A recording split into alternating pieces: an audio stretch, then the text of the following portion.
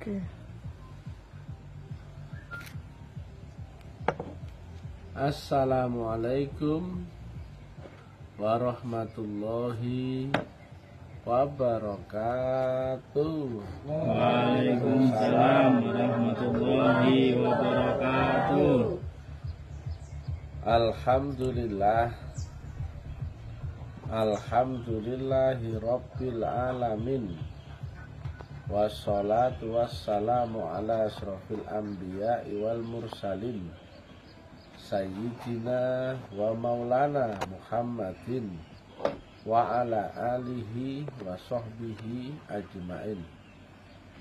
Ketemu lagi dengan Mr. TM dengan uraian ilmiah tinggi tentang metodologi, metafisika, tasawuf, eksakta ilmiah. Bertempat di Banjarmasin, Kalimantan Selatan, di rumahnya Kiai Amri. Judul yang kita angkat kali ini adalah cara membaca Quran.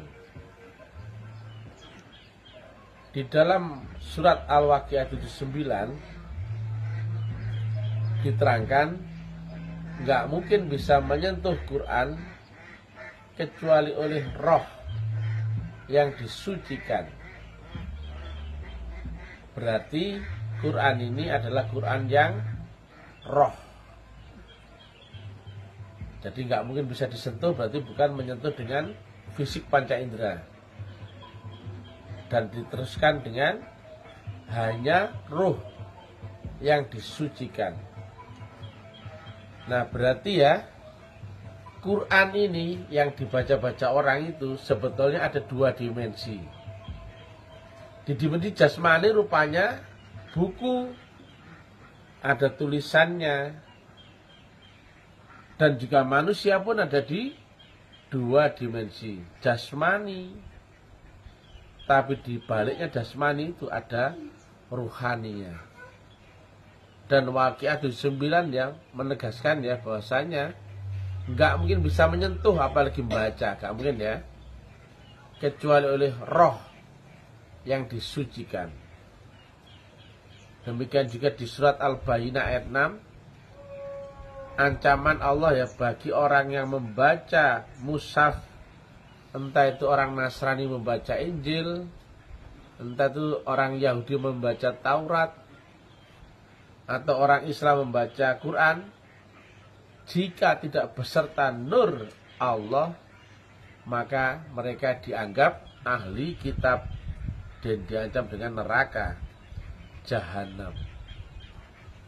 Karena nggak mungkin ya manusia yang kapasitasnya relatif membaca firman yang mutlak dari Allah yang maha mutlak, nggak mungkin. Sama seperti mau menampung air laut dengan botol, nggak mungkin ya. Inilah yang dikhawatirkan Nabi ya, di dalam salah satu hadisnya ya, akan dekat masa Islam hanya tinggal namanya saja, Quran hanya tinggal tulisannya saja. Nah ini sudah ketemu zaman itu. Orang sekarang membaca Quran hanya membaca tulisan. Contohnya ya, mulai A'udzu billahi minasyaitonir rajim. Bismillahirrahmanirrahim. Mereka hanya membaca tulisan ya. Padahal di balik ini ada ayat-ayat qadim. Prakteknya bagaimana ya? Kita masuk ke dalam ayat-ayat qadim. Praktek itu ya, bukan cerita. Kalau membaca cerita, membaca Quran yang cerita, nggak jauh beda dengan membaca novel atau juga karya fiksi atau tulisan-tulisan yang lain ya. Nah, membaca Quran itu kita harus masuk ke dimensinya ya. Nah, dimensi Quran itu tadi ya, ada yang jasmaniyah, ada yang ruhaniyah. Lah, Nabi tidak pernah mengajarkan membaca Quran yang ini. Bahkan di zaman Nabi Muhammad ini belum dibukukan atau belum dimusafkan. Zaman Sayyidina Umar pun belum, Sayyidina Utsman ya, baru kemudian dimusafkan. Berarti Nabi Muhammad tidak mengajarkan membaca Quran yang ini, tapi mengajarkan membaca Quran yang qadim. Nah, jika orang membaca Quran yang ini cukup dengan panca indera, tapi kalau membaca Quran yang qadim harus mendapatkan nur kitab dan nur iman. Harus dibaiat terlebih dahulu sebagaimana di Asy-Syura 52. Nah, inilah ya bukti bahwa Nabi mengajarkan membaca Quran adalah lewat baiat terlebih dahulu. Di situ di dalam ayat, demikian kami wahyukan kepadamu Quran atas perintah kami, yang sebelumnya kau tidaklah mengerti apa itu kitab, apa itu iman. Dan dengan ini kami jadikan nur, dan kami tunjuki siapa yang kami kehendaki di antara hamba-hamba kami. Jadi nggak semua orang bisa membaca Quran yang qadim, tapi semua orang berpanca indera bisa membaca Quran yang mushaf. Jadi ini hubungannya manusia yang berdimensi. Nah, sekarang ini sudah nggak ada yang ngerti ya, di mana manusia itu bisa menjangkau ilmu roh, ilmu yang mempunyai sifat qadim juga ya. Jadi roh itu membawa sifat qadim, sedang jasmaninya itu baharu atau sepintas lalu fata morgana. Jadi inilah ya tentang rahasia manusia, yaitu dirinya yang dibalik badan kasar. Itulah roh, itu yang diberi pengetahuan roh hanya yang lewat baiat terlebih dahulu. Tanpa baiat nggak mungkin bisa masuk alam roh. Yang perintah Nabi sendiri untuk khulu fisilmi kafah. Kita diperintahkan masuk ilmu roh, ilmu akhirat saat kita masih hidup, sehingga masuk ilmu akhirat dunianya ngikut, jasmaninya ngikut, maka menjadi kafah jasmani dan rohani. Di jasmani kita belajar ilmu tarikatnya, di rohani kita adaptasi hakikatnya. Maka muncullah resultan Tuhan. Jika zikirmu sampai, maka zikir itu berbalas. Berzikirlah engkau akan daku, niscaya aku akan berzikir akan engkau. Salat yang sampai, salat pun akan berbalas. Semua yang sampai baru berbalas. Jika nggak sampai atau nyasar, nggak akan dibalas ya. Itu hukum. Maka ya, di sini ayat per ayat itu sebetulnya praktek ya, mulai a'udzubillahi minasyaitonirrajim, itu kita betul-betul berlindung daripada godaan setan yang terkutuk. Demikian juga bismillahirrahmanirrahim. Kita betul-betul ya beserta dengan asmanya yang maha Rahman dan Rahim, pemurah, kasih dan penyayang. Karena kita harus kenal dulu siapa di balik nama ALLAH itu. Jadi kita nggak sekedar lip sync saja ya. Kita akan memasuki seluruh ayat-ayat di dalam Quran. Membacanya bukan membaca begini. Wah, misalkan begini ya. Alam taro alal ladzina nuhu anin najwa. Bukan begitu ya. Jadi kita memasuki dimensi-dimensi di dalam Quran.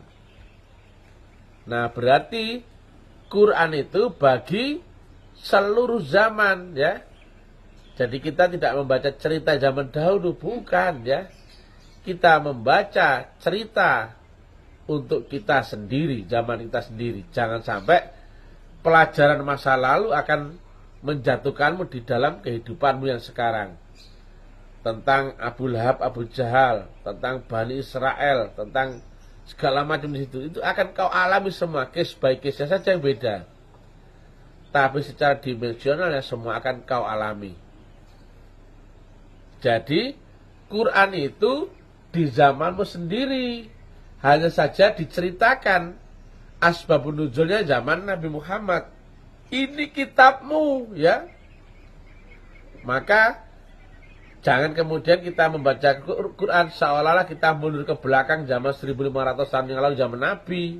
Itu membaca cerita namanya. Yang itu Allah azab dengan Jahannam. Inilah yang awal muasalnya banyak ulama yang salah, ya. Karena mereka membaca Quran dengan panca indera dan akal. Mulai membaca, menghafal, menafsirkan itu keliru semua, ya. Nabi nggak mengajarkan itu, ya. Bahkan ini pun bid'ah, ya. Zaman Nabi belum dibeginikan loh, ya. Jangankan zaman Nabi, zaman Sayyidina Abu Bakar, Sayyidina Umar pun belum dibukukan. Dan Nabi Muhammad tidak membaca tulis, beliau ummi. Berarti fix, ya. Nabi membaca Quran yang qadim, membaca lewat roh, lewat naiknya gelombang. Makanya di Al-Waqiah 9 dengan roh yang disucikan. Lewat proses pensucian roh, akhirnya naik dimensi. Demikian juga Quran ini pun nurnya sama. Kemudian nur yang sama masuk dalam diri Nabi Isa, kemudian berbuahlah kitab Mushaf, namanya Injil. Nurnya Injil sama nurnya Quran sama. Dengan nur Taurat Zabur sama. Hanya saja beda kasus, asbabnya, zamannya, dan syariat Rasulnya. Jadi, makanya kita, ya, selama tidak pernah keluar dari dimensi jasmaniah kita akan tetap merasa paling benar sendiri dan menyalahkan yang lain. Tetapi jika kita bisa menembus, naik, melewati batas kehidupan dunia yang fata morgana, kau ketemu kehidupan yang asli. Disitulah rohmu, ya. Kau tidak lagi tertipu dengan gambaran fata morgana dunia virtual ini saja. Nah ini, ya. Jadi di sini praktek, ya. Misalkan, ya, di situ misalkan ada ayatnya, ya.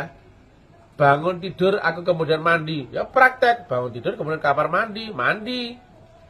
Jangan kemudian diucapkan tok. Ini kan ngucapin tok. Qul a'udzu birabbin nas, malikin nas, ilahin nas. Ucapan tok. Kapan kau ketemu Tuhanmu? Qul a'udzu birabbin nas, ya. Tuhannya manusia. Malikin nas, rajanya manusia, rupa manusia. Ilahin nas, sesembahan manusia, juga rupa manusia. Nah, jembatan dari alam jasmaniah ke rohaniah itu adalah lewat wasilah. Yang di kalimat yang lain disebut juga jembatan dimensional, namanya Sirotol Mustaqim. Jadi dari alam jasmaniah menuju alam puncak rohaniah ilahiyah itu disebut wasilah.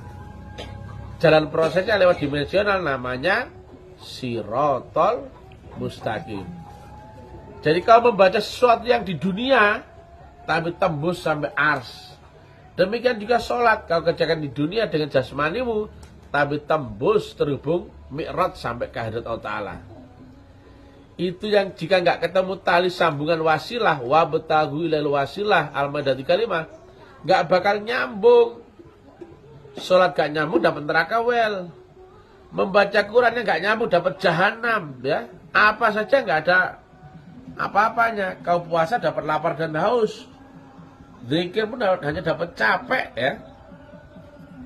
Inilah yang bisa saya sampaikan. Pentingnya wasilah dan jembatan Sirotol Mustaqim, ya. Dari tulisan ini menjadi ayat-ayat qadim itu perlu jembatan, ya. Dari jasmaniahmu menuju ayat-ayat rohaniah. Itu yang dicari seluruh orang, ya. Kalau nggak ketemu itu nggak ada hubungannya. Demikian yang bisa kami sampaikan. Kami sekedar menyapa jamaah di Banjarmasin. Nanti kita lanjut lagi. Assalamualaikum warahmatullahi wabarakatuh. Waalaikumsalam warahmatullahi wabarakatuh.